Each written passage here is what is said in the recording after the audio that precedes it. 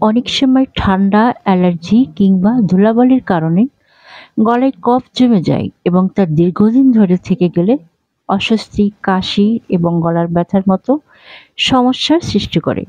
নিয়মিত যত্ন না নিলে এটি শ্বাস-প্রশ্বাসেও সমস্যা করতে পারে।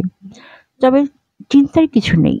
কিছু ঘরোয়া ও সহজ পদ্ধতির মাধ্যমে এই সমস্যার কার্যকর সমাধান সম্ভব। গলায় জমে থাকা কফ দূর করতে যা করতে পারেন তা হলো গরম পানির ভাপ।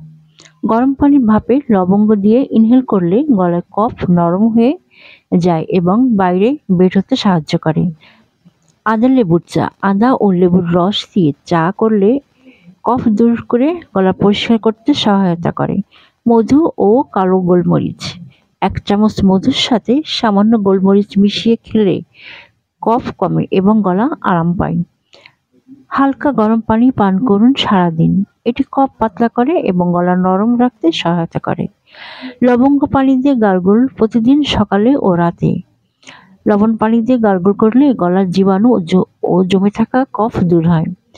গলায় জমে থাকা কফ সামান্য মনে হলেও এটি দেহের জন্য একটি সতর্ক সংকেত হতে পারে।